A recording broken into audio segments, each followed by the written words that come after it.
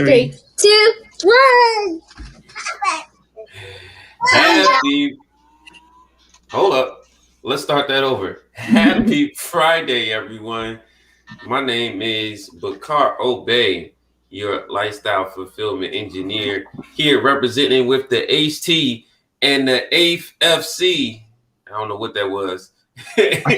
My co-host, part of the Seer Mastermind show, Our Story, Our Journey, Our Way.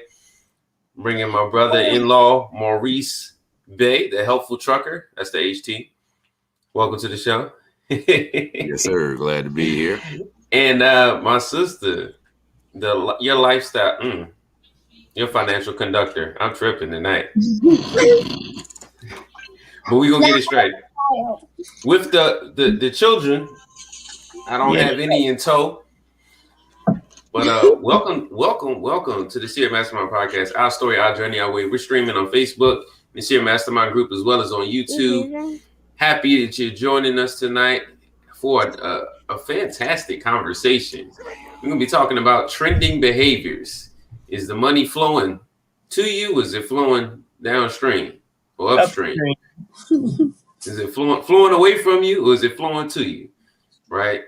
Based on what's trending right now. So before we get into that, man, as we always do, we like to celebrate some wins. What's been happening since we were on the call last? And if you hang in to the end, you'll get to hear how Coach Bay has been winning. So if you team P.O.O.R, you got to ride all the way out to the end. I'm loving it. Why don't we kick it off with you, Margita? What's been happening in your part of the neighborhood? To be honest, like I've had a tough mental week.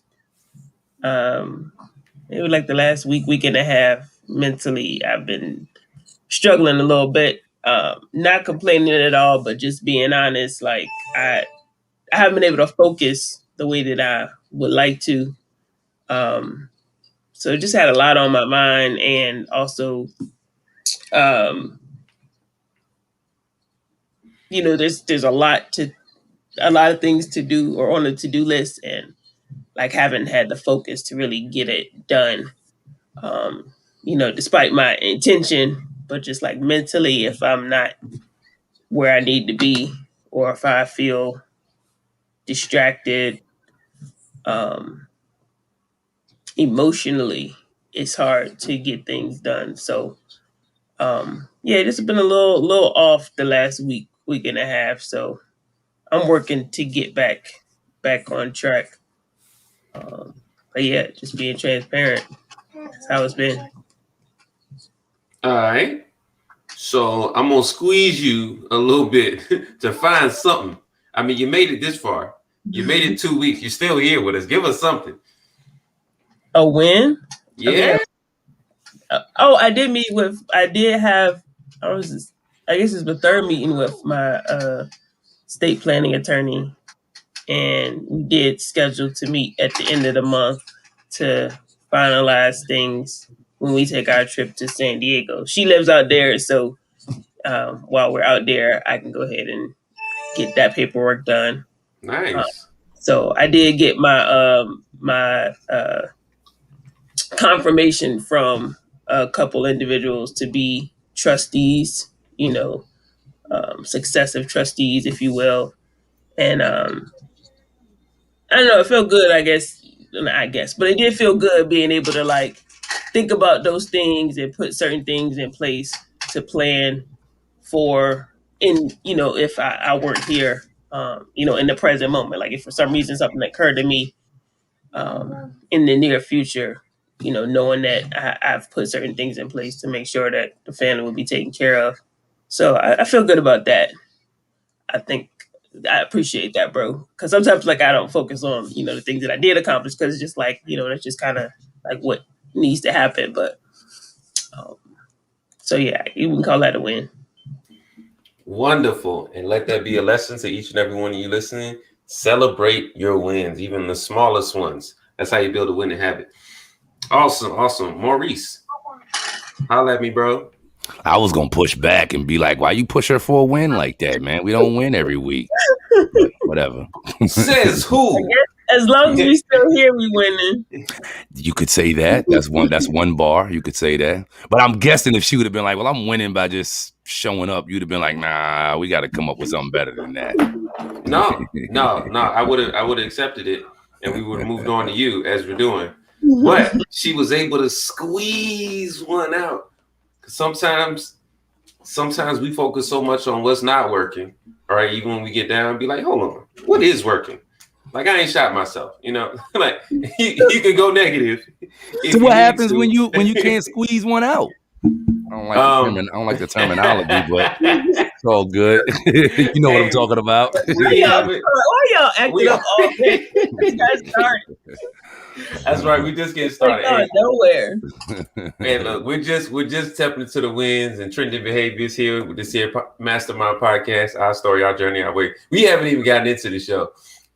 Yeah, but Maurice. I mean, we can fight about it, right? I don't want to fight about it. I don't want to fight about it. It was just a question. I'm glad that we have those different opinions, right, and points 100%. Of view. Yeah, 100%. I always heard if all of us agree with everything, then one of us don't need to be here. No, I love it. Now we definitely need that perspective that you bring. So boom, let's jump into these wins then. Go ahead. What's been happening? So the most significant win for me, I actually feel good. Hang on one second. I might need to turn my mic down. Let me say, how was I saying it earlier today? I can't remember. I don't even know. Oh man, that's a sound right there. Can we get that sound bite and put that on the beginning of the show? 100%. Oh man, I need that every week. That's how we should launch every week. Oh man, it's Yasmin knows exactly. Yasmin, she's in the background over there, but she knows exactly why I'm laughing like that. I've been laughing like that all day, right? So she even know what I'm about to say when I laugh like that. So I just got my first, what I believe is my first direct customer today in truck driving, basically, right? So don't want to complicate it, right? But basically what I do right now, the freight that I pull right now is brokered freight. Okay. It was the guy that I'm pulling for that writes me my check. It's not actually his freight. He's a freight broker. He has his own trucks as well.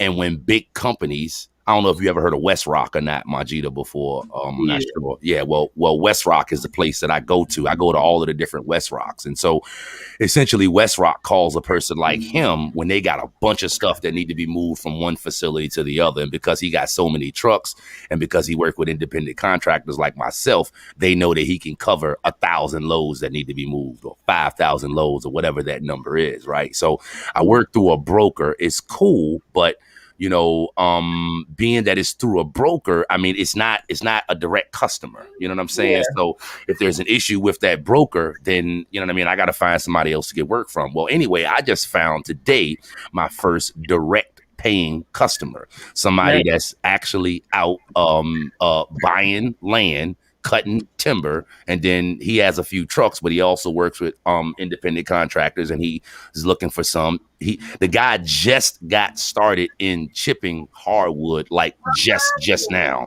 I bought a used chipper, and it was giving me problems, but because you know West Rock is looking to buy so much wood right now, I went ahead and bought a brand new chipper. So you don't make a move like that unless you know what I mean, you got some stuff going on. So I was asking him, I'm like, well, you know, because the conversation started off with him just needing somebody to move a couple of loads, 3 or 4 or whatever. And I'm like, so is this going to last through next week or whatever? He like, man, this is going to last. I'm in chipping now because I got this big payment on this new chipper that I just bought. But he's like, I'm new to it. So he's like, right now we write off 155, 5 miles up the road from me. Right now I go 2 hours away to do my pickups, and I'll still be doing those, but in between those I'll have this guy which has short stuff right around here 5-10 miles away, and it's going like to West Rock. Like the one that he's telling me about right now is going from the exit that you get off to come to my house, 155, over to West Rock and West Point. It's 15-20 miles. You know what I'm saying? It's like nowhere. You know what I mean?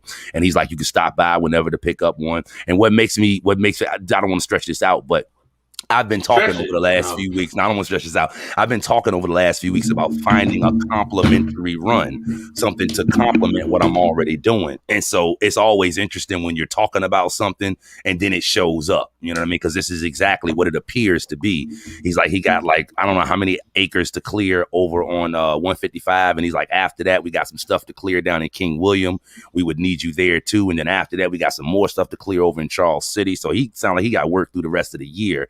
And he's like, I'm going to need somebody. So it sounds like he got enough work where I could actually go full time and work with him. But I ain't really looking to switch with him full time. I'm looking to keep working with the broker that I'm with right now, but also, like I said, use his runs to complement what I'm doing right now. I bought my own trailer a few weeks ago, so I'm in position to make the move. He's like, you got your own trailer? Yep. You know what I mean? I'm ready to go. You know what I mean? So that had me feeling like on cloud nine all day once that conversation happened, because like it's like I'm getting my own direct customer, man. That's cool. And right now, this is gonna get into the conversation that we're talking about tonight. But timber right now is in high demand, and I'm hearing that the prices of timber are up all across the place, right?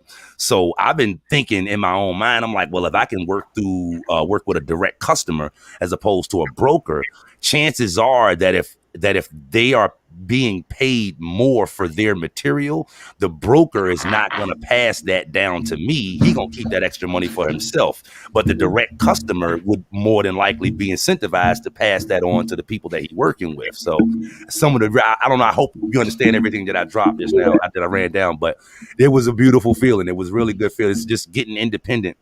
This is a move I should have been made, man. I've been outgrew the position that I was in. I didn't know that at the time, but looking back right now, I should have been made this move. Man, every day I'm in my truck, and I know I ain't talking about YouTube yet, but every day I'm in my truck and I'm listening to the stuff on YouTube and people talking about different stuff that's going on in the world. And then when I finish listening at what they talking about, I'm still in my little zone. I'm still in my little world. You know what I mean? Like I know I'm not insulated from all of this stuff, but I feel totally insulated from everything. I don't deal with people all day. The places that I go to are automated. I don't have to. It's like I really feel like I don't need to deal with other people. I know I need to deal with other people, but I just feel so insulated from everything else. I'm in my own little world. I get up, go to work when I want to. Always go to work, you know what I mean, when I need to. But I go to work when I want to. I park my truck where I want to. I stop working when I want to. I drive where I want to. I'm starting to get to the point now that I can get people the runs that I want, and it's a real good feeling. I'm gonna be totally honest with you. I ain't making a killing with making the money. I made a whole lot more money in April than I did in March. I doubled my income. I was supposed to do it this week. I didn't do it, but I'm supposed to do it this evening. Opening up a tax account and another savings account. I got the money put up, my 20% taxes for April. I got it to put aside. I got my savings that I allotted to put aside for the month of April, and I got what I'm starting off with the month of May left in my business bank account. So huge win with those ones right there. So and the YouTube content is kind of just coming along, just trickling along. You know what I mean? just trickling along, just giving out the jewels as I get them. You know what I'm saying? That's pretty much how that's working. Closed out last month with I think $600 in ad revenue last month, so that was decent. Still trying to get that back up to 1,000, right? So I'm about to commit my YouTube earnings out to the IRS to get that issue solved. So it's a beautiful thing. I mean, it's beautiful. I ain't even gonna have to dip into my own work money to pay the IRS. You know what I mean? So it's a whole lot of stuff, man. It's all beautiful. I don't drug it out too long. I'm sorry. I'm feeling good about all that stuff, though. I really am. Well, heck, you had enough wins for you and my G to my. I think just making it on the call tonight, you get to look at the babies. They still doing it. Hey, Nzinga. Hey, baby. Oh, she loves coming in on the show. Oh man, that sounds exciting. It is phenomenal. Like it is. I just told your sister the other day, my wife. I said I'm so proud of us, 100%, because we figuring it out. You know what I mean? We figuring this thing out, man. Yeah, we tired as heck, but you know what I'm saying? We doing what we got to do, man. And we got some plans coming for the future as well. 100%. I'm talking about this year, the future. 100%. Awesome. Hey, well, I'll tease one win before we get to the end of the call. Good. Then we get into the call. I was waiting. But yeah, my business income matched my wage teaching this month. So that's a win. Yeah, good stuff. That's a win. That means we're one step closer to passive income. So that's just a little teaser, right? That's 100%. a trick. That's how you get free. Is you turn your own income. You make your own income match whatever somebody else is paying you, so that you can let whatever else they're doing go over time. So made that step, made that jump, and yeah, excited about that. So you said you were going to take what you said, excellent, and turn it into the topic tonight. So show me how you gonna make that connection. I don't What's know. trending? What's trending? Let me go ahead and lead it in. Then so the reason we're talking about what's trending, right? So in the news, there's been Let a me lot tell of it. stuff Let me going tell on. it. Can I tell it? Let me tell it. I was trying to give you the chance. Let me tell it. Let me Go tell ahead, it. tell Let me it. tell it. Let me tell it. Go ahead, tell All it. right. So here's what I'm thinking, y'all, because I think this is gonna be a good conversation for us tonight, right? So we've all heard the saying before that if you take all the money in the world and you take it away from everybody and you distribute it evenly, in a short while, the people that originally had all the money will have it again. We've all heard that saying before, right? So with that thought in mind, right now, there is a lot of money on the streets. There's a lot of cash out on the streets right now via all of the stimulus money that has been put out, right? For businesses, for individuals, right? So you could say, I mean, it's not like all the money has been taken away from everybody and distributed evenly, but you definitely can make the argument that the government has put money in everybody's pockets, in everybody's hands, right? And knowing that we, the consumer, I mean, we'll probably save some of our money, but generally speaking, most of us are going to give that money to somebody else. When I say that, I mean, we're going to give it to somebody else via goods and services that we're going to exchange the money for, things that we're going to buy, right? So again, going back to, if you take all the money and you give it out to everybody, in a short period of time, it'll go right back to the hands of the people that originally had it. So we know that there's a lot of free money on the streets right now for us as consumers. And we know that generally speaking, us as consumers, we're going to spend that money. Okay. We're going to give that money out to different people.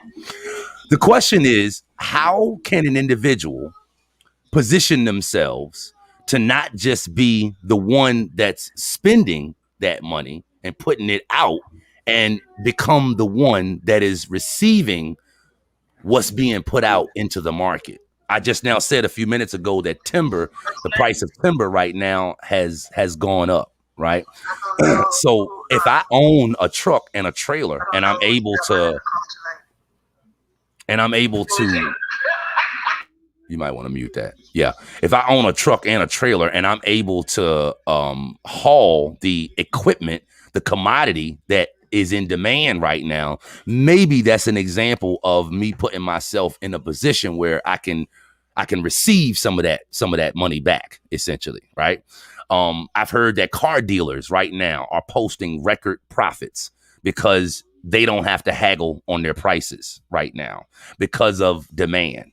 I'm hearing that the housing market right now is on fire because of demand. So these are these markets are on fire or because of trending behaviors. The price of timber is up right now because of a trending behavior, people wanting houses, right?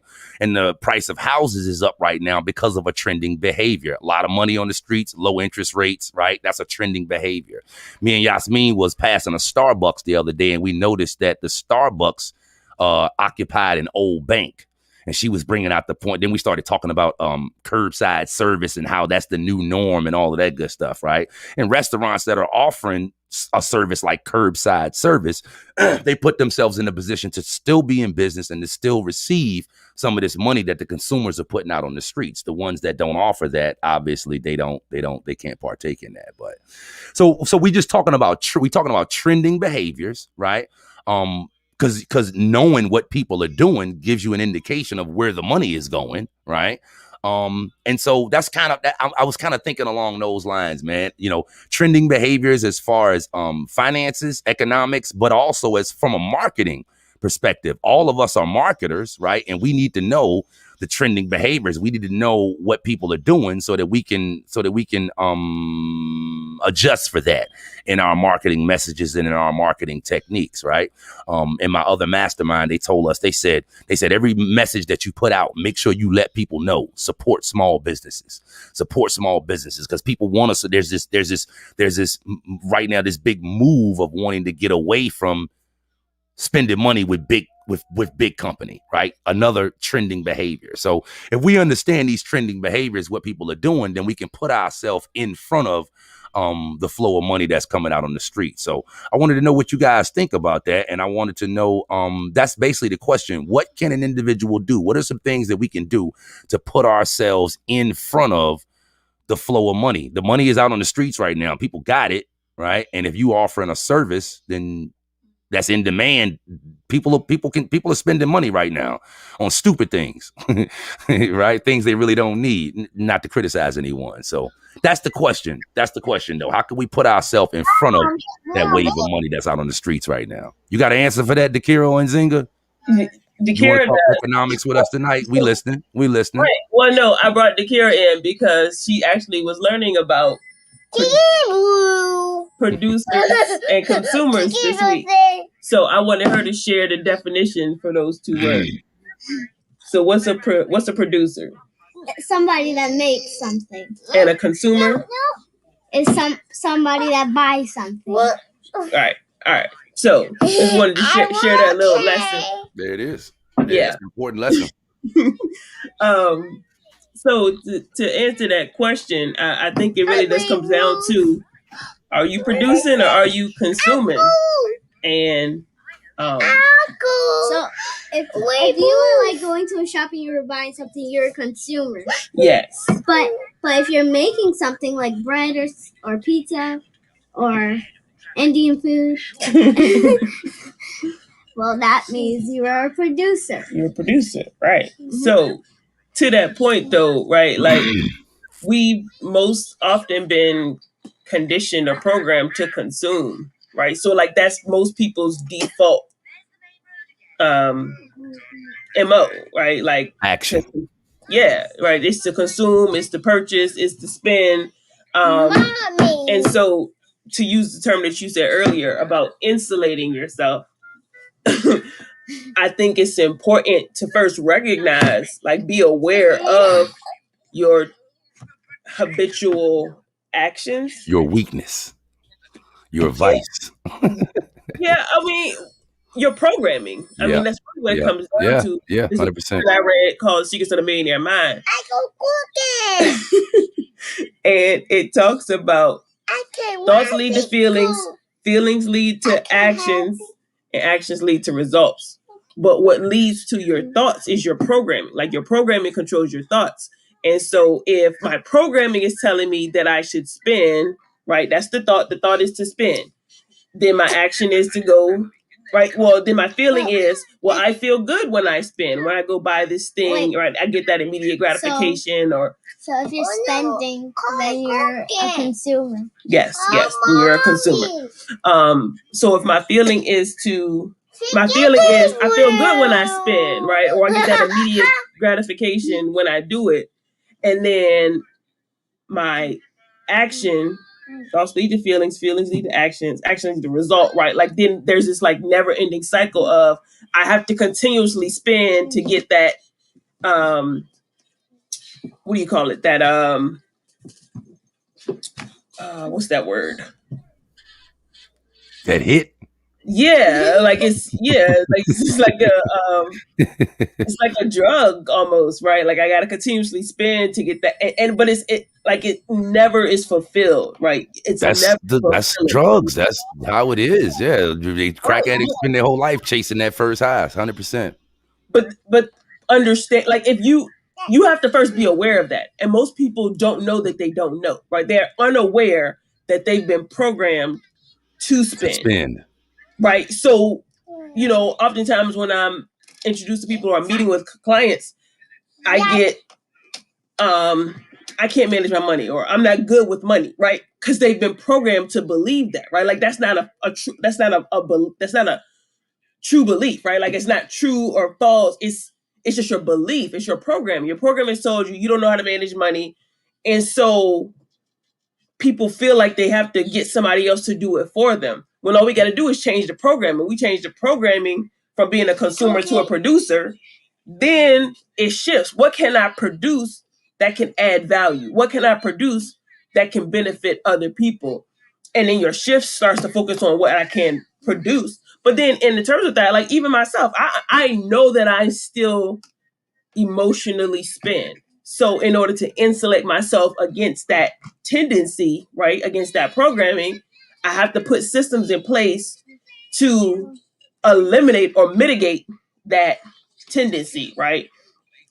So it's something as simple as I have my money going to a deposit account. From that deposit account, I transfer what I need for my bills into a separate account, and I transfer other monies into a save account. So whatever's left in that deposit account is what I have the discretion to spend, right? But it's not giving me everything in the deposit account and not separating the bill. So then I end up spending the bill money on discretionary stuff instead of putting it in its proper place. So it's just knowing yourself, right? Like that's one of the first principles that we learned growing up, know thyself. So when you know yourself, you put systems in place to help you manage whatever it is you need to manage, whether it's finances or relationships or whatever else. So that would be my take on it. You're muted, bro. If you're trying to talk, look like you're trying to talk. How long have I been muted? That's all right. No, that's great. That's great. This is my first time hearing you on the whole show. I'm just joking. Oh, you're such a kidder. That's a great point, Majida. So it's setting the stage that there's consumers and producers, and I'm gonna kick and push back a little bit that consuming is default because consuming is necessary for survival. Period. Of course. Consumption is necessary for survival. So nobody's producing who's not consuming. However, you can be consuming and not producing much more than waste, right? Wasting your time, wasting your energy, wasting your, in your resources. Y'all with the children tonight. It's so funny. And then just like that, they all disappear. Package deal, bro. Yeah. So what I would say to that, how do you position yourself? I would agree with Majida. You start by producing something that has value, right? And then I think it's the systems, right? When we talk about systems, we talk about businesses. We're talking about business, right? Operating in an organized way in order to take what you have of value to the marketplace where people can find it and consume it easily, readily, right? And I think one of the major areas right now that you mentioned is trending. You talked about timber, cars, housing, like that's in your space, which you see, what you're around, what you're moving, right? In my area, I'm seeing, digital currency, content creation, online courses and master classes, right? Those kind of things are trending and people are spending high ticket in those spaces because they need skills in this pandemic. People are paying for skills right now that can produce, or they're paying for the skills to produce because previously they've been getting paid to do, most people getting paid to do a job and maybe not developing themselves or their personal or individual skills. So people are paying for skills, right? And if you have a skill that you can teach and train, right, you still got to get some help in order to be able to take it to the market. But if you find the people who need that skill, you can get in between those who are looking, oh man, I didn't have this money then. Now I can go get that course, or now I can go get that license. Now I can go get that certification, right? So that I can turn on income down the line. So I'd say that's another area in digital currency. Like people are always looking to invest. They may not be in the right position to invest, right? They may not be running a personalized cash flow plan, right? They may not be prioritizing like Majida talks about all the time, like I talk about in my accountability group. They may not have the habits. Side note, if you do need habit help, that's what Habit to Greatness is all about. Sponsoring this year podcast. one of our growing businesses. But I really feel like there's a lot of things that are trending. I'm glad that you brought up some of those examples, because people are recognizing right now that they need skills. They need skills. They need to put their own talents or their own gifts, so they've got to develop a skill set that can create cash flow. And part of what I'm seeing in the market is those who have the skills and can teach the skills, right, are stand to get really, really wealthy right now. Stand to be able to attract a lot of that income to them. Now, there may be people out there spending stupid stuff. That's not the people I'm really surrounding myself with a whole lot. Or at least if they're around me, they ain't talking about the stupid stuff they buying, right? So I don't even see much of that. Similar to yourself, insulated, right? Very much insulated. I teach, I coach, I travel right now. That's all I do. So the hospitality industry right now, I'm seeing some bumps, seeing some growth, because people are looking to have themselves a hot girl, hot boy summer after being in the house for 2 years or 4 years of change, right? So what industries, and I pose this question to the audience, what industries are you in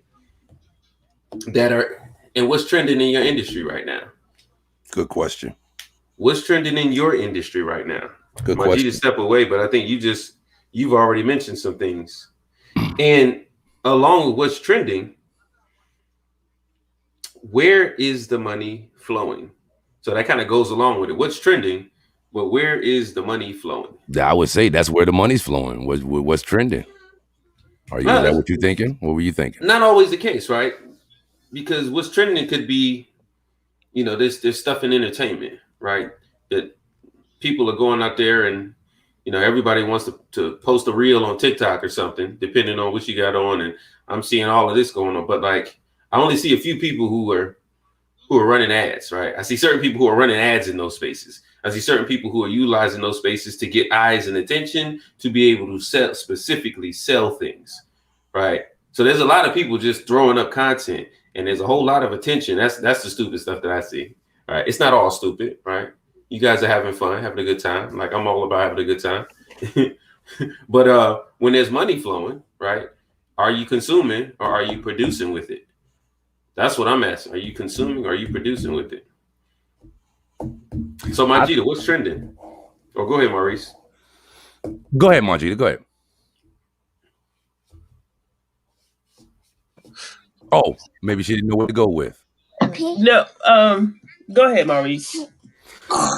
So, who's fearful that the cost of things are going to go up in the near future? Anybody? In this room? Yeah. Why be fearful? Is the question I would ask to that. And how does that serve you? Well, this is not my answer, okay? But I'm going to answer that question because things are going up. I talked to my daughter today. And I talked to my ex-wife's daughter, Dejera, Dejera is probably close to 25 years old now, right? And my daughter is about to be 19. So these are young adults, basically, right? And these are about two different things in two separate occasions, but both of them was talking about the same thing. My ex-wife's daughter was like, I saw her, she had to put a post on Facebook that said, "Man, I hate being here." So I sent a message back and I'm like, "Where are you?" And she was like, "In a world where everything is overpriced." I'm like, "Oh, you mean the real world?" She started laughing, right? And I'm like, "Yeah, it's crazy out here right now." She's like, "It definitely is." My daughter, I was talking to her this today, and we were kind of talking about the same thing. She was like, "Why is everything so expensive right now?" And I'm just like, "Yo, things are expensive. That's just the way it is." And I was letting her know that she said it probably wasn't always like this. I said, "What do you mean?" She said, "If you could go back to the BC times, it probably wasn't like this." And I know the point that she was trying to make. We've heard Jim Rohn talk about this before. She was making the point that things didn't used to be as expensive as they are now, and she's correct. But I let her know, I'm like, "Listen, here's what I think. I think that no matter whether things are expensive or whether they're not, there's always been a group of people that think that things are expensive, and there's always been a group of people that feel that they can afford, the things of their day." And there's probably a lot more people that think they can afford it, that think that it is expensive, than the people that think that they can't afford it, right? And I'm thinking it's always been like that in the best or the worst of economic times. So to answer your question, Bakar, if I'm thinking as a result of the popular programming that has been put in front of me, if I'm thinking as a result of that, then I'm fearful about things going up in the future, because things are going to go up in the future. That's why I'm fearful about that, right? Now, obviously, me personally, I want to go somewhere with this, obviously, but I was just wondering, who's fearful about that, and or what are your thoughts on the cost of things going up here in the future? All right, I'm gonna bring some scientific principles into this one. We're gonna kick it back this way. It's not that the cost of things are going up, but the value of the currency we're using is going down. So it's requiring more investment of that currency in order to get the things in exchange that you want. Right? People are taking and divesting out of the dollar into other forms of currency. And currencies is not just money, it's not just digital, but it's exchanging. Like, I'm working with a few people that we're just exchanging services right now. Does that diminish the dollar amount of my programs and my business services? No. It's just saying, oh, if you can make a website and I need a website, and you can get 3 months of coaching with me, boom. Right? We can exchange that. I didn't pay a dime. I didn't spend anything.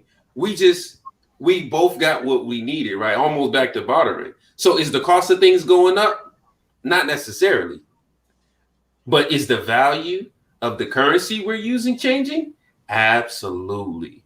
And that's what the concept of inflation is all about. If you don't understand what inflation is basically the value of whatever currency you're using decreasing or diminishing over time, which reduces your buying power. But if you've been putting all of your stock in the currency, you don't really have anything of value. Because you're not producing anything.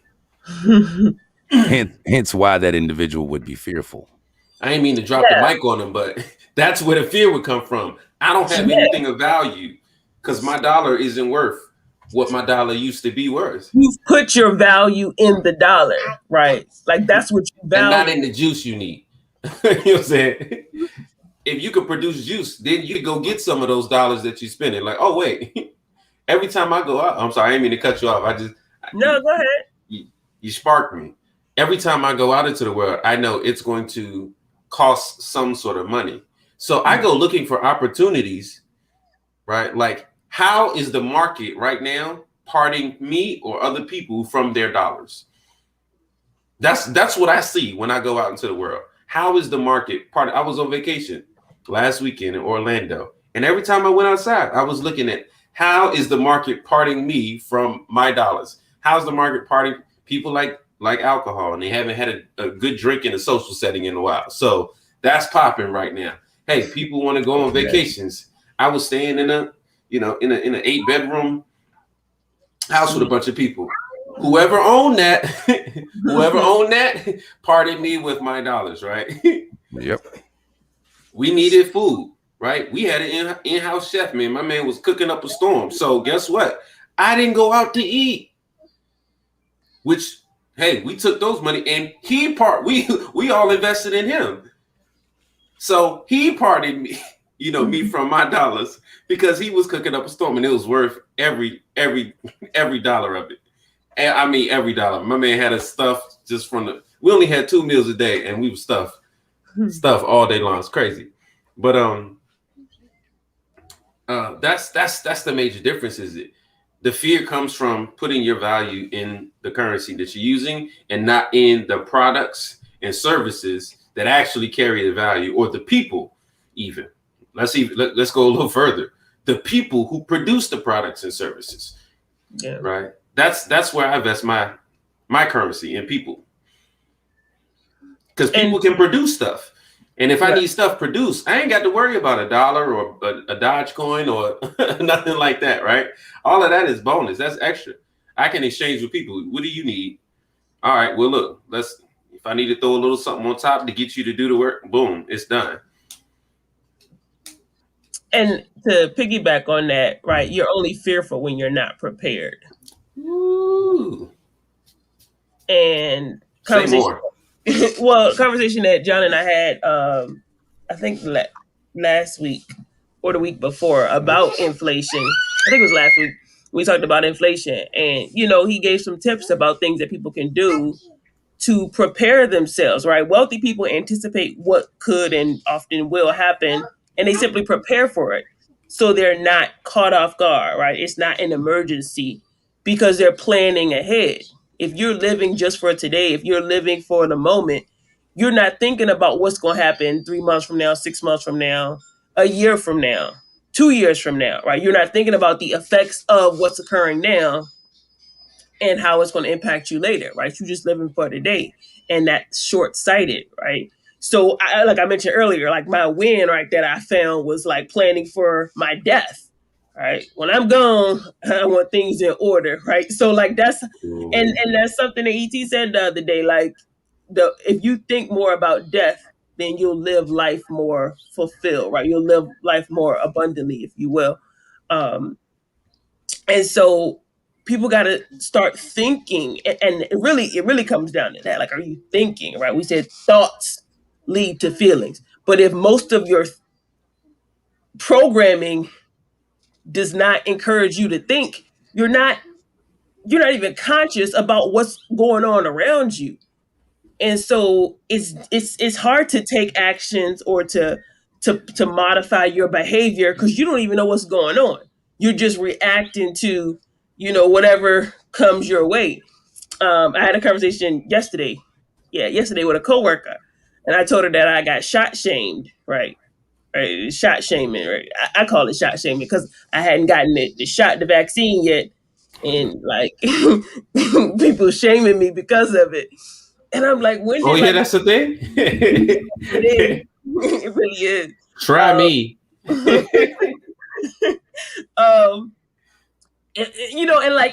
was always taught to critically think, right? Look, whatever you choose to do is your preference, right? Like, I ain't knocking you, get it or you don't get it. It's on you, right? Like, I ain't pressed about, right? But like, why is that? Like, there's this, we used to call it in college, there's this group think, right? Like, and there's this pressure for like everybody to conform. And like we say this is the land of the free and the home of the brave. And I often hear John say it, very few people are free and even fewer are brave. Like nobody wants to rock the boat. Nobody wants to, step outside the not the culture, but the accepted norms. Because we're not taught to think. We're taught what to think, not how to think. And so even the questions that we're posing, we said, I think a few weeks ago, 85% of people would rather die than think. Because thinking requires you to assess, right? It requires you to do some work. And most people would rather things be spoon fed to them and you do the work for them than for them to do it themselves. Because that's how they've been programmed since the time that they were 5 years old, 6 years, right? By the time they started school, get up at this time, get on the bus, go to school, have lunch at this time, get off at this time. Do you right? Like there's this programming. I've even heard you speak on that before. Like it's easier to be told what to do.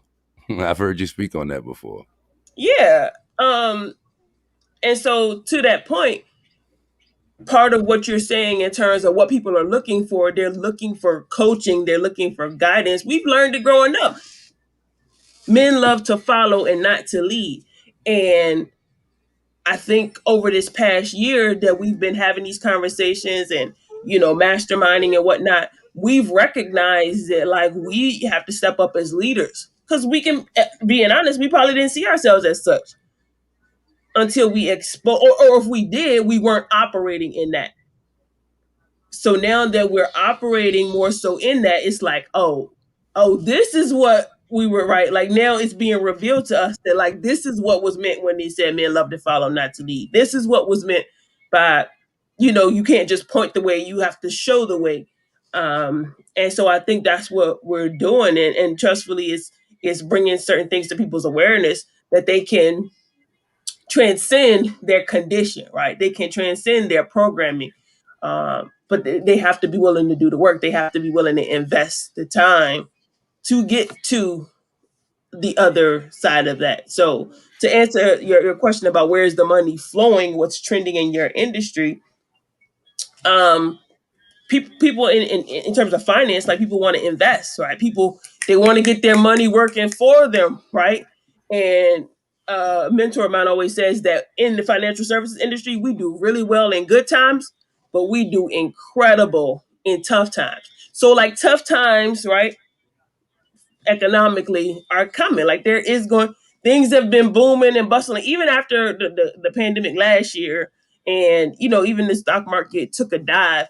Like the stock market rebounded and is, you know, some people have gotten 30, 40, 50% over the past year in the S&P 500. So understanding that, like everybody, like you said, trending behavior, everything going good, let me go, right? I made some money through, you know, this investment, or my portfolio's looking good, let me go enjoy some of this money that I made.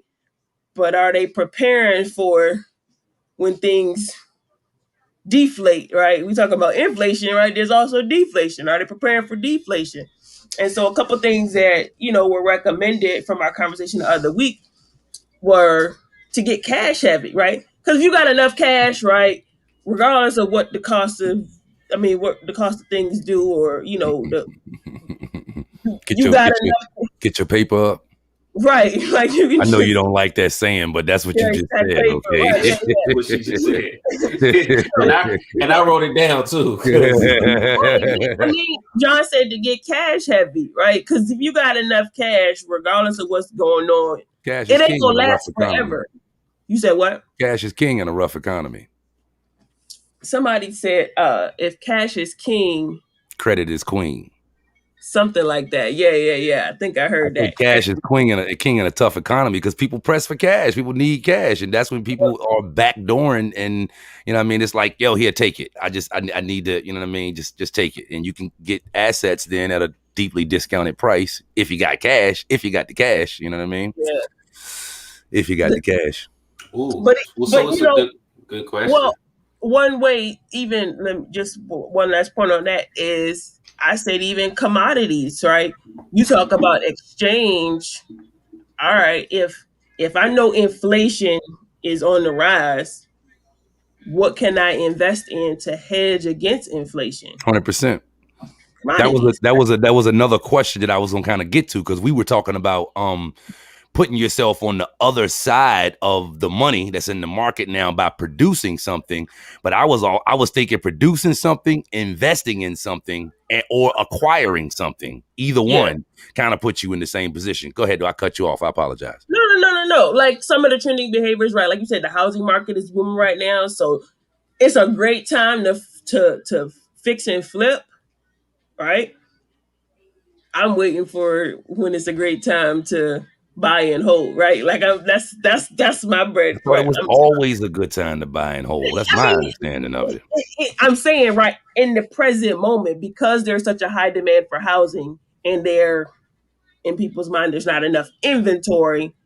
If you could find rundown properties for cheap, buy them, fix them up, and sell them for, 10 times what you paid for it.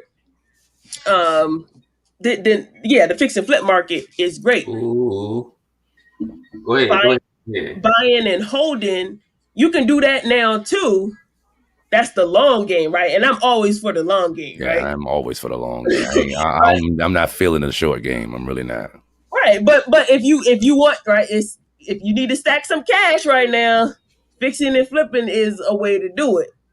Buying and holding, you're not gonna stack the cash as quickly, right? Like you can create the cash flow though, which that's more important than the cash. It is 100%. Because if you can fund your lifestyle with residual, what?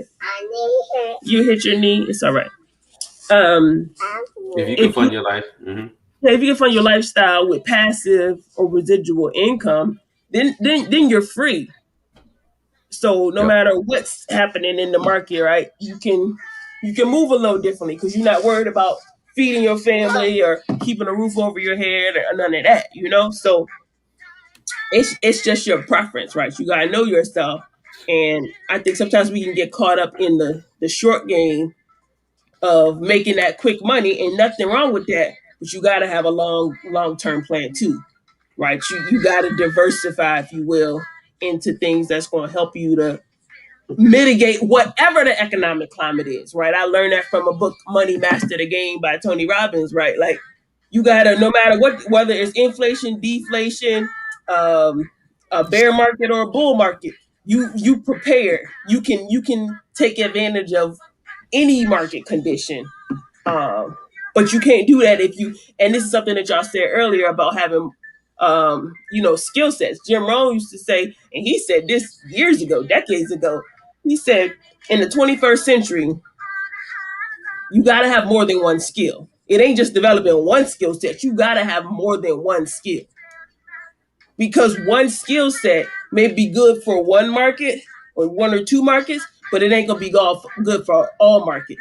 So you need skill sets that's gonna be able to position you whatever the market is doing. So Oh yeah. yeah, I love it. I love it. I love it. And yo, for those that are just tuning in and those that are viewing, this is the Seer Mastermind group, Seer Mastermind show, our story, our journey, our way, with your hosts, your mastermind coach, Bakar Obey, Maurice Bay, the helpful trucker, and Majida Bay, your financial conductor. I like how that rhymes. And we're having a conversation about what is trending in the market, where is money flowing, and how can you get in between where the money's flowing. All right. Where the conversation is going right now is, man, get cash heavy right now. Get cash heavy. So my question to you as an audience, and really it's a series of questions. I want y'all to follow me on this one. First question is, who's cash heavy right now in this climate, in this industry? Who is cash heavy? Majida, you just mentioned those in real estate, right? And I know quite a few realtors who are, man, they struggling to find sellers, but I'm sorry, they're struggling to find housing, because when people are listing, when people are selling, they're going quick. There's plenty of buyers, but not enough inventory, right? So as I was thinking about that, I'm thinking, who's cash heavy? Because that's a cash heavy market, right? A lot of money moving around in real estate. And what's their biggest problem? Because we talk about how do you get between where the money's flowing, it's by solving the problems that are out there in the industry. When y'all agree? 100%. So who's cash heavy? What's their biggest problem? What's slowing down the flow of their cash? And what solutions can you come up with in order to serve that market? Right? Is it, like you said, inventory, being able to fix and flip right now, to create inventory? That's a strong skill to have right now for those who are in real estate. But what about in the service industry, right? I'm seeing all over the marketplace that every business, since the dawn of time, every business has had the issue of, where's my next client? So if you've got a skill set, if you've got a way to be able to increase someone's clientele, that's a cash heavy, cash flowing, not just cash heavy. That's a cash flowing business right now. But do you have that skill set? That's always going to be a cash flowing business. That's all, and that's what I'm getting to. What's always cash flowing? Yeah. Right. And that's a good question. That's a good question. That's a good question, because so many people. Yeah, I was talking to an old head the other week, man. That's so negative. And you said it. We're all marketing here. We're all marketers here. You said that earlier, and that's what that skill set is. But go ahead. Yeah, I was talking to an old head, man, and I was talking to him about real estate. This is an old head that has financial issues. This is not an old head that's sitting pretty. He has financial issues. And I'm just talking to him about, my desire to invest in real estate. And the first thing he says is, like, who want to mess with clients? Or who want to mess with tenants all day? Yeah, you got to mess with tenants. And it's like, so you would rather do what you're doing right now? Like you, like you're an old head complaining about not having money. And if somebody mentioned to you something about real estate, investing in real estate, you say, I don't want to deal with renters, tenants. I'll deal with them. as if dealing with tenants is worse than struggling financially. You get what I'm saying? Yeah. It's like, yo, and that's why I said a minute ago, P.O.O.R, that's a great question that you asked, because many people are not even asking those questions. It's just like it can't be done. It's many people out here that just feel like it just can't be done. It just can't be done. When I'm talking to my daughter sometimes, I told her today, I said, none of your friends are telling you what I'm telling you right now. She said, how you know? I said, because I know. I said, because I know. Ain't none of them talking about this. So it's like, okay. Because you acting real surprised right now. That's exactly. It's like either, and I'm like, what's the alternative to what I'm saying? To just sit around and complain about things being expensive? Mm-hmm. Like, what's the alternative? I told her, I said, people love to complain. Oh, people love complaining. I'm like, how many times you ask somebody how you doing? They say can't complain, as if they want to, or not too bad. But definitely, I told her, I let her know that vehemently. I'm like, you definitely can't say. I understand things are expensive, but it's a poor person's habit to just sit around and complain about what is. She said, so you calling me poor? I said, no, I'm not calling you poor. She said, you saying I got poor people habits? I said, I didn't say you got poor people habits. I said, right now you are practicing poor people's habits. But that can change. Like you can start practicing rich people habits like right now, immediately. You know what I'm saying? Like that can, you might not be rich right away, but it starts with the thought. And I was just letting her know, you know what I mean? I was just telling, the point that I'm making is there are people out here that don't feel like there is a way because of the economy. The deck is stacked against me. You know what I'm saying? Everybody is against me. The wrong people are in office. Taxes are too high. We heard Jim Rohn run through some of that stuff before. It's like everything is messed up. And the thing is nobody's fighting with you. All of that might be true. And somebody's profiting from it all. 100%. 100%.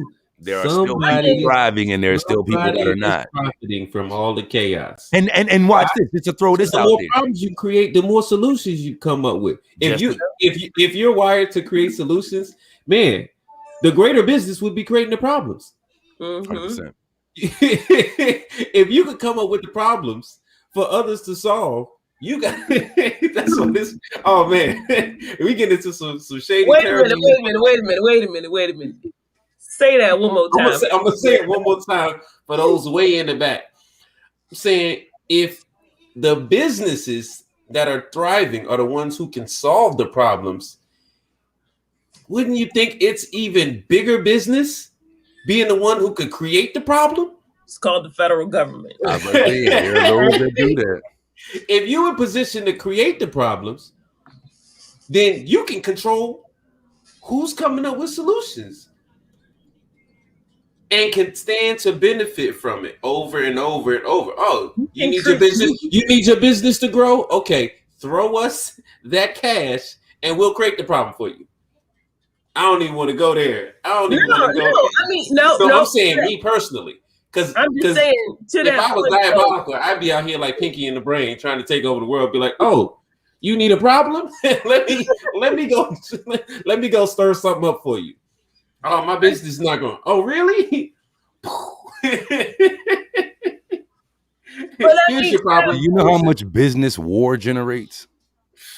I don't know monetarily, but I know that war has been around. That's an example of what you're talking about right there. Absolutely. That's an example of what you're talking about right there.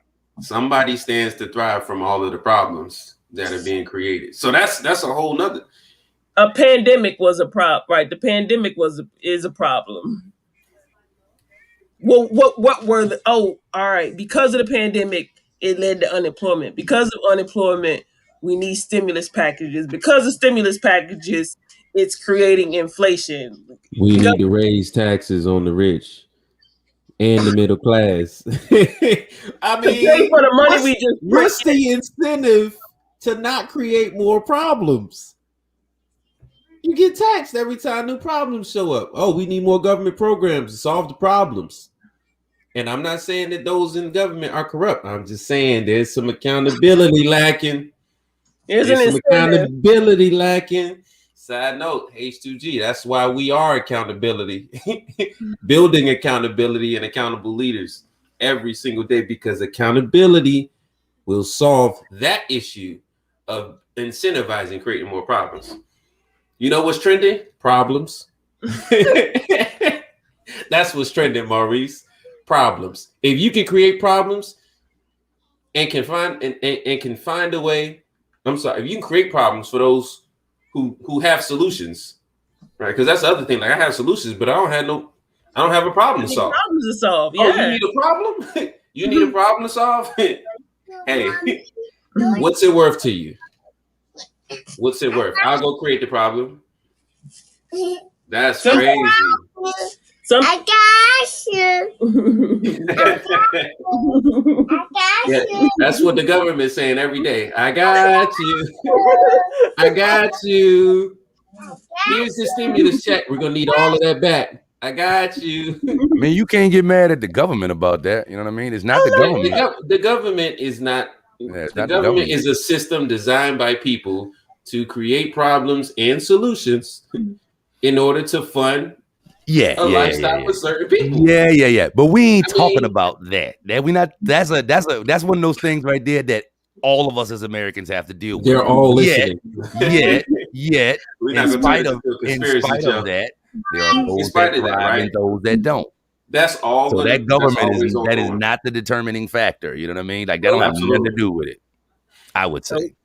But to your point, Maurice, earlier you were speaking about the conversation that you had with your daughter and your stepdaughter, right? Like, so they're at an age where they've been able to feel the shift, right? Because it's happened in their lifetime, right? The cost of things have gone up in their lifetime, but when things changed before, they were too young to realize it, right? Like, they've experienced a few years of like, okay, things used to cost this, now it costs, because they're working, they're buying stuff, or they're in a position to spend money. And so, 3-4 years ago, our gas was around $2 or just under $2, and now it's close to $3. So they feel it in their pocket, right? Because their wages haven't increased at the same rate of inflation, right? They still probably making about the same money, but the money don't go as far. So they're experiencing that. So it's a good lesson to learn that, like, you need to earn at a rate. Yes. You need to earn at a rate greater than inflation. And if you can't earn at a rate greater than inflation, you need to invest at a rate greater than inflation.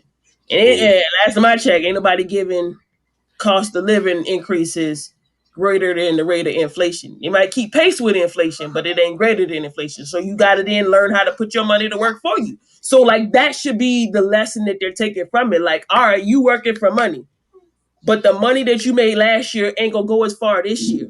So what can you do to mitigate against that loss of buying power? You got to invest the money. You got to keep some of the money that you make, and you got to invest it so that it can go to work for you.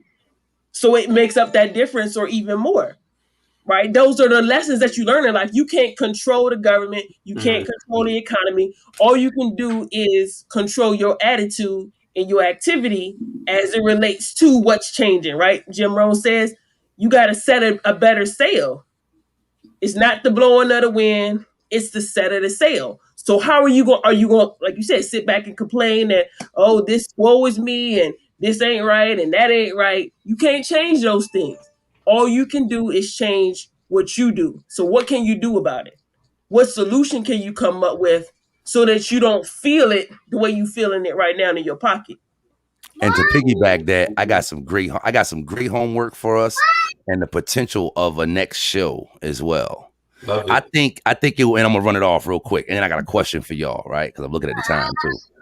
I think it would be a great project homework for us to create Because we talking about like investing that money, right, and all that good stuff. But to the average person, put it out to the average person. Yeah. Well, put it let out me to the take, let audience. me Give change them the homework too, and let them come back with us 2 weeks from now, and we can solve it together. So excited tonight. Oh, by the way, we still haven't done my understand wins. why. Let's go. But I understand why. You should be. I understand why, bro. But so here's the homework that I think we could do and should do, and other people that's watching, you know what I mean, could do this as well, and we could all come back next week with updates, or next 2 weeks with updates. We should go through our own budgets and find between $200 and $500. Right. Because we're talking about, you know, investing and what to do with the money. There's a lot of people that's like, I don't have the money to invest. You know what I'm saying? And without a real good talking to, my daughter, her first response would be, I don't have the money to do that. You know what I mean? And I've heard that from, and it ain't just my daughter. I hear grown people say the same thing. You know what I mean? I hear grown adults say the same thing. So I think one of the simplest ways to find a couple of extra $100 in your budget every month to then figure out something else to do with, like, it's time for me and Yasmin to go through our budget and cut out some of that, because I know we probably got at least $200, probably $300, maybe $400 worth of stuff that we don't need. I'm talking about monthly recurring bills that we really don't need, right? So I don't think it would be a bad idea to say, okay, all right, well, look, we're going home, and over the course of the next 2 weeks, we want to find an extra $250 in our budget, and then we want to come back in 2 weeks and update y'all. And then we could even say, well, this is my plan to do. This is what I plan on doing with the $250. And it's like, you got to start from somewhere. If you feel like you don't have the money to start, in most cases, you don't even have to go out and earn extra money. You can find that extra money right in your own budget. You know what I'm saying? And then you can kind of do something like a debt snowball type of thing. You know what I mean? Like, pay off one bill, then put that money on another bill. And next thing you know, man, you found an extra $250 in your budget, and then you paid off an extra $500 out of your budget. And just like that, you've created an extra $750 for yourself. You know what I mean? So I don't think it'll be a bad idea to do that and then do a follow-up show on that as well. I don't know if y'all up for that. I like that homework, and I might have to come back next week or the next time with an update to that assignment, because I want to take that assignment to a whole nother level. I want to, I'm gonna do it tonight. I'm gonna bless y'all tonight. For those that are watching and listening for the first time or for the 50th time, don't just go through your budget and find $200 to $500 per month. Like, you are your budget. Get into your skill set. Find a $200 to $500 skill that you can produce something. That's how you make it in your budget. That's how you create a line item, right? Instead of just trying to cut things out, won't you create something? That's what we were talking about, right? Yeah. Do you have a $200 to $500 skill that you can, or good, or something that you can exchange regularly? Not something that you could one-off or sell. I'm talking about something that you could reproduce, not just produce, right? My daughter would tell you no. Not trying to be funny. She would say no. That's because she ain't. My stepdaughter, the other one, researched $200 to $500 skills. Say what? I said, has she done any research on skills that could pay you $200 to $500? I doubt it. I guess the point that I'm trying to make. Have you ever heard people say before? And again, I'm not an advocate for this. Me and you are on the same page with this one. Have you ever heard somebody say before something to the effect of, everybody don't do know, both though. Go ahead. Everybody don't know how to do that, or everybody don't have those type of skills, or everybody don't want to do all of that. If you've ever heard anybody say that before, like, everybody don't want to run a business. I've told my daughter before, I'm like, yo, you buy 2 bikes, one to ride, one to rent. She's like, I don't want to rent bikes. I don't want to do that. I don't want to run a business. Now, without turning off that person, because we don't want to give. I think it's untrue to tell that individual that you can't succeed if you don't want that. I don't think it's. I think it's more so about what you do with a dollar. You know what I mean? So to me, even if you are like an individual that either don't have a skill, hasn't researched and dug into their skill, or whatever, you know what I'm saying? Like you can be diligent with your money. You can do the right things with your money. Yeah. That's the only reason why I say that, because I don't want to I don't want to give people a permission slip to say, well, I don't, watch this one. There's a lot of people out there that say I wouldn't have time.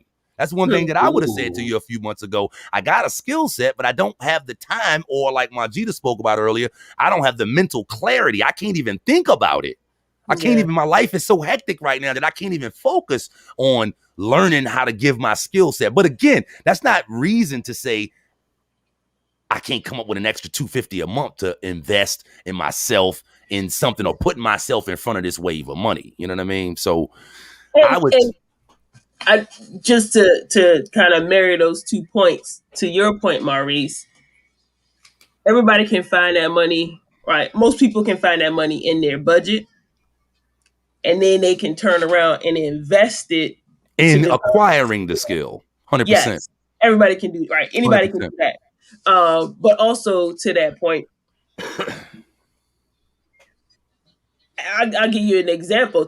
Right? So like if people need examples, right? Like I'm practical. All right. 2 things that I've done this year. One, I changed right. So if you have an employer sponsored health insurance plan, employer sponsored health insurance plan, you can free up money simply by changing what plan you have. I went from the PPO to the HSA. Whoa.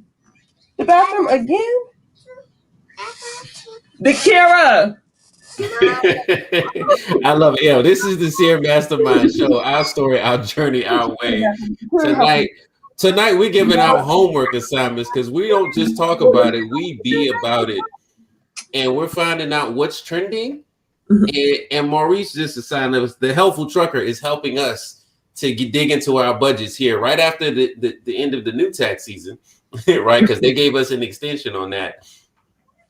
To go I don't know nothing about that. To go through your budget and find $200 to $500.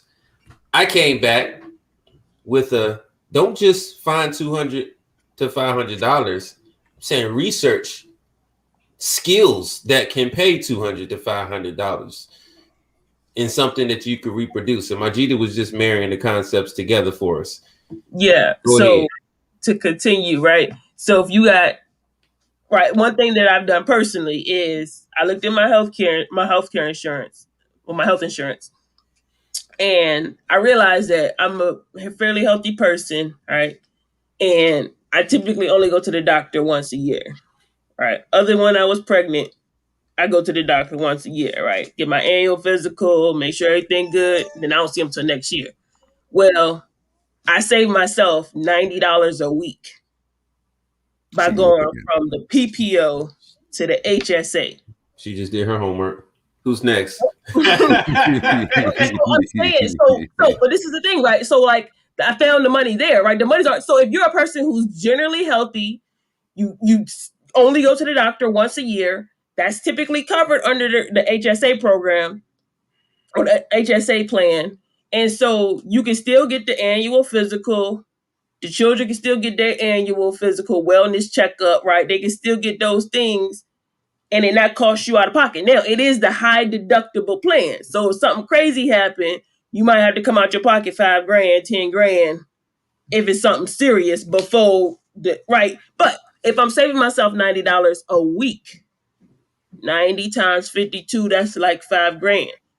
That $5,000 that I would have been paying into the health insurance, I've reinvested to where it's earning something for me. So now, if I do have something that comes up, I got the money to go get it, but that money was working for me instead of working for Anthem.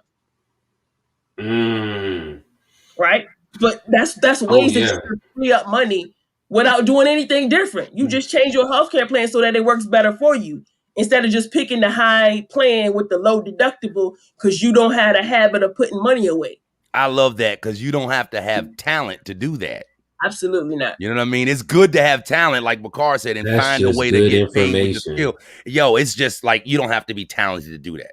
So I don't want to do that. Well, everybody don't want to run a business, or you don't have to do that if you don't want to. It's other ways. That's beautiful, man. I love it. The second point I was gonna make to what P.O.O.R, right? Because I have learned to operate in my gift or in my strength. And I believe part of that strength is developing relationships with people, right? Developing connections.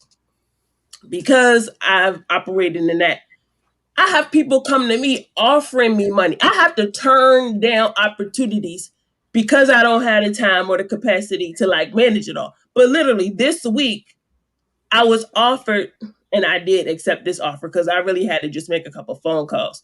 I literally made 2 phone calls, and somebody offered me $150 and $200 per phone call that I made, and the phone calls might have lasted 3 or 4 minutes a piece.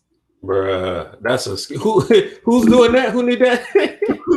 What? But this is the thing, because of the relationships that I have, I'm helping them get somewhere that they can't get on their own, right? Because in they're using my connection to get something that they need, which without my connection, it would have took them 2 weeks to get the same outcome.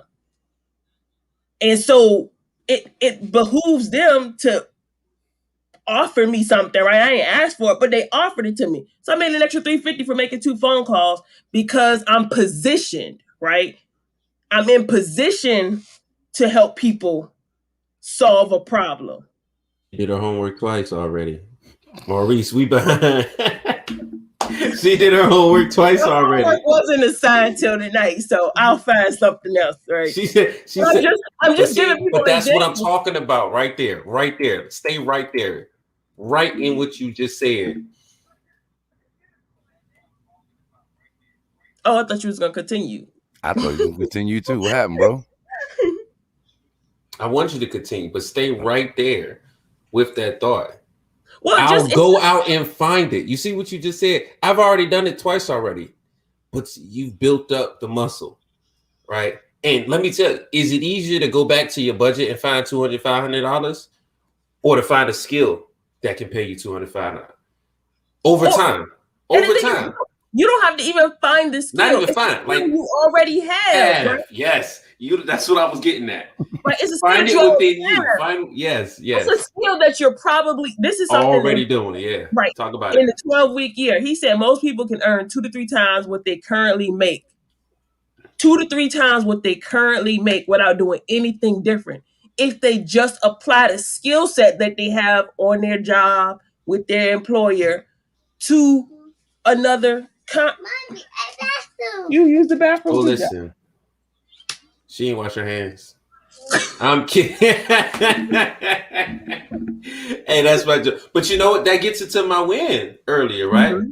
All right. Being able to use the same skill set, teaching, coaching, and come up with a curriculum to be able to teach something else at a value on my own time, right? And I say for the amount of time, I'm spending 6 hours in the classroom and 1 hour a day in my own classroom, right? So I'm spending 6 to 7 hours in somebody else's classroom, and I'm able to match that with twice as many students, right? Let's say twice as many students. So I've got most classrooms would have more than what I have. I just have special students or special intensive needs students, but still, for the amount of time that I'm putting in, 1 hour versus 7, I'm able to earn the same amount, right? So you said 2 to 3 times, man. If I had more classrooms, right, more customers, and it's definitely something. Everything that we're talking about is what we teach it. Oh, do you need more time, right? We've got time management, time mastery strategies, right? Do you need more mindset? We've got accountability, right, and mindset coaching and habit mastery, right? And if at the bottom line you just don't know what to do with your money, with my econ, we have income shifting solutions, right? So like everything that people need really falls in those 3 main categories most of the time. Either you don't have the time, you don't have the mindset or the skill set, or you just don't know what to do with your money, right? Everything else is a branch of that. anything that you put in your mindset goes into an industry that you could create. And once you got mastery of your time, you know how to do like what my Jesus said. Oh man, I can't turn this money down. It's, you do the math, the amount of time for the reward, like 2 phone calls. I'm going to do that every time it comes up. And I think that speaks to what you spoke about earlier, Bakar, the idea that like focus on, right, we've heard it before, your gift will make room for you. When you operate in your gift, you don't have to chase money, you don't have to worry about the economy, you don't have to think about inflation. Like, you attract what you need. The resources that you need will come to you, right? I honestly believe that. I get phone calls, and because, like I said, because my strength is in making meaningful connections with people, having meaningful relationships with people. Ooh. People know that they can come to me and they can get a service, right, or they can have assistance, whatever I can provide what it is that they need, and they know I'm not that, right. They trust me, right. I got what you need, baby. I got what you need, baby. come on, see Vegeta. I got what you need. Come on back to me. I love it. I love it. Okay. Maurice. Oh, go ahead. You finish the thought? No, go ahead. I mean, go. Maurice. So, just listening to what we've gone back and forth, and our brother sister banter about creating a skill and finding it in your budget, right? Like I said, she's done her homework twice, 3 times over now, because just with confidence, she said, "Oh no, I'm gonna go out and find it again." Right? I'm doing the homework. I've done the homework. I got it built in my skill set, what I'm already doing. So maybe, I guess the question I'm posing, what is it that you're already doing that you can find a new space to do it? What is it that you're already doing that you can find a new space to do it and create your own? You asking the audience that, or you asking me that? I'm asking you and the audience. Yeah. Because I see you doing it. You've actually been a phenomenal example of that in your trucking. Mm-hmm. Right? Going from working with brokers to essentially being the contractor, the general contractor, right? Brokering yourself, your own business out by getting your own truck and taking ownership of that process and being able to control more of what you're doing there. And then I'm definitely doing the same work that I did last month. The exact same work. 100%. All you did is what? Shift the way you do it. Mm-hmm. You found a blind spot or an opportunity in what you were already doing. And then on top of it, you say, man, I'm going to spend some time in this truck. I'm going to share what I'm doing in this truck with people. And they seem to find that valuable too. Right? So again, you're still not doing anything more. You're just taking what you're already doing, packaging it, and putting it somewhere where somebody else can find value in it. 100%. So, I mean, I go on YouTube all the time, and I see people who are getting paid to watch video games and cartoon shows and do reviews and give they're like TV pundits on the news who give all their opinions about a whole stuff, and like those opinions don't affect anything but the mindset of the people listening. Right? Yep. So that's the question when she comes back. What is it that you're already doing? We talk about trending behaviors. What are your trending behaviors? What is it that you're already doing? And what's the value in it? Oh, we got Nigga Baby on the run.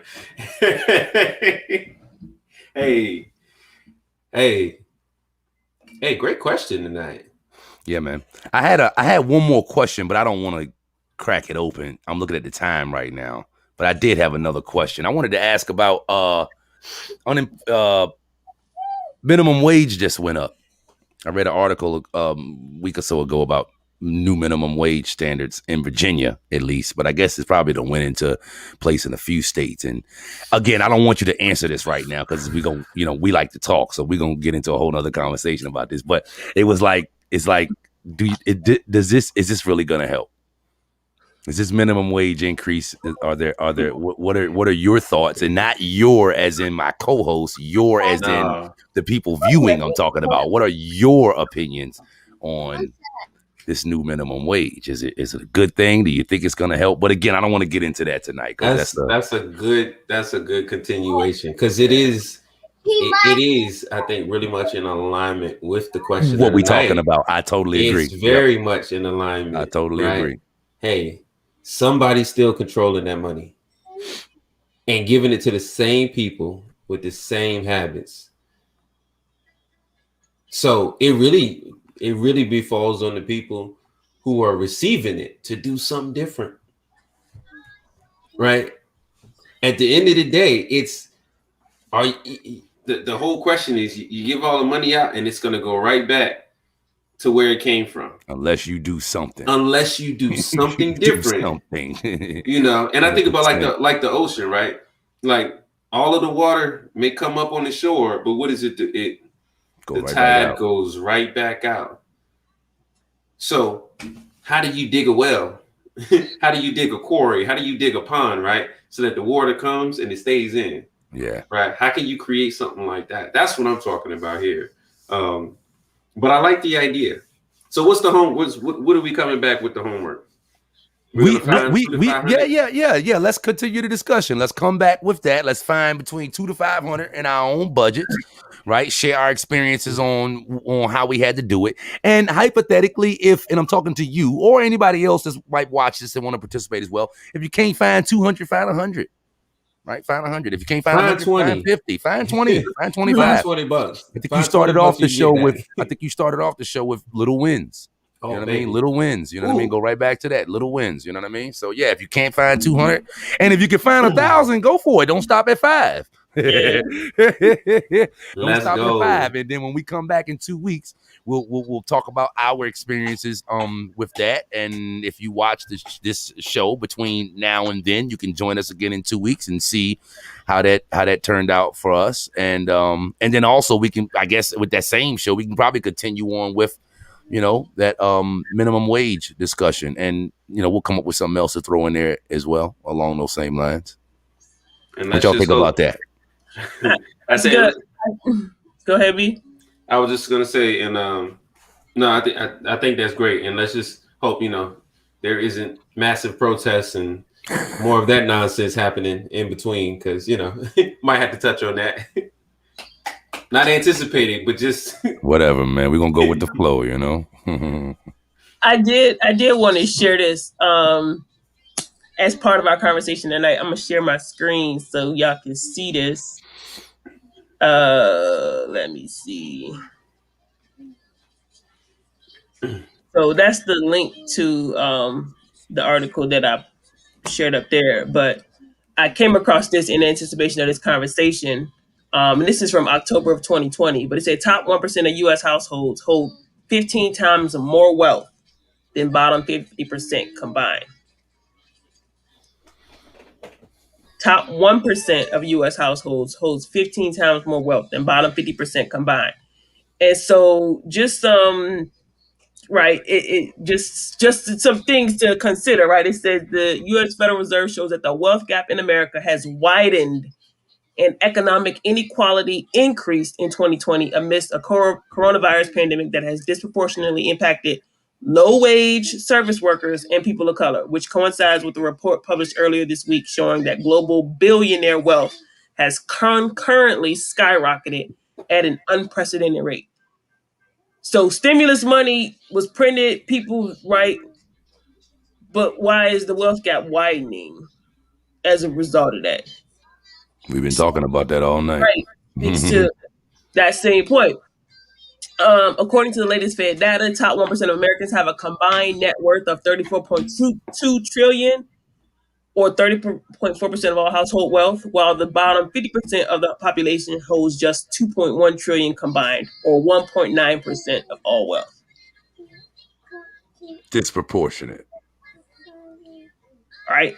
A study published earlier this week by Swiss bank, UBS, and accounting firm PwC found that the total wealth of the world's 2,189 billionaires soared to a record-setting high of $10.2 trillion in late July, obliterating the previous record of $8.9 trillion recorded at the end of 2017. So what's the net value of somebody over the 50%? Who's in what? I said, what's the net worth of somebody in the upper 50? What's the minimum net worth to hit the upper 50? I don't know. American billionaires have grown significantly richer during the pandemic, led by Elon Musk, who crossed the $100 billion benchmark in August to become the world's fifth centibillionaire and saw his wealth increase by 242% over the first 8 months of 2020. Jeff Bezos added 65 billion to his net worth this year. Yeah, but they've Critical. been compounding their wealth for years. Like, so it ain't even the formula is so much in their favor at this point. Well, Like, I mean, it's but nuts. compounding, right? But to that point though, a lot of people think I gotta have a lot of money to get started. And we've heard the stories about Bezos in the garage with the handwritten Amazon sign. And you see where he is today, but he had to start somewhere. So wherever you are right now, you gotta start somewhere. And you got to start with keeping some of the money that you make. You got to start with shifting your mindset, right? The points that Bakar made. You got to start shifting your mindset. You got to start And your making skill different set. decisions with your money, and you got to start developing more than one skill. So those are the things that's going to make the difference over time. It's not the government. It's not stimulus checks. It's none of that. It's what you do, right? Personally, it's the changes that you make. The Fed estimates that the wealthiest 10% of Americans hold more than 88% of all available equity in corporations and mutual fund shares, with just the top 1% controlling more than twice as much equity as the bottom 50% of all Americans combined. So we got to put ourselves in position to win. Just like I mentioned earlier, right? Like you got to be in position. And in order to be in position, you got to know yourself and you got to operate in your gift. You got to operate in your strength to be in position for people to offer you money or to be in position to have access to investments and equities and things like that. The numbers have been trending in this direction for a long time. The data provided by the Federal Reserve tracks back to 1989, and it shows that over the past 3 decades, the top 10% of U.S. households have seen their wealth rise by almost 10 percentage points, from less than 61% of all wealth to 69%, while the total wealth controlled by the bottom 50% has been cut nearly in half. The rich are getting richer and the poor are getting poorer. While many middle and upper middle class Americans have been able to work from home and reap the rewards of a robust stock market via their retirement accounts, those near the bottom of the economic ladder have been battered by the COVID-19 pandemic, which has claimed the lives of more than 210,000 Americans and served to exacerbate financial inequalities. Last week, 840,000 people filed new unemployment claims. A total of 25.5 million are currently receiving some form of government unemployment benefit. So you think about that, that's almost, we'll say close to 10% of the population, maybe a little bit less, maybe like 8% of the population. So it's not everybody, right? And that's sometimes how the narrative is often spun, that like everybody's struggling from, no, but the people who are struggling significantly in comparison to those who are thriving. Mm. That's why I asked, who's cash heavy? I've said it before. Winter comes around every year, and some people freeze to death in the wintertime, and others go skiing in the same winter storm. Like they skiing, whee! And so that same winter storm, people freezing to death. It's crazy. Wow. It's crazy, the amount of disparity in that. It's interesting. It really is. Wow. Well, that is a. I think we can close out on that note. Yeah. And let me say real quick before you close out, if you watch this now, if you watch this on the replay, when we come back in 2 weeks, when we share our wins hopefully will include money that we found in our budget.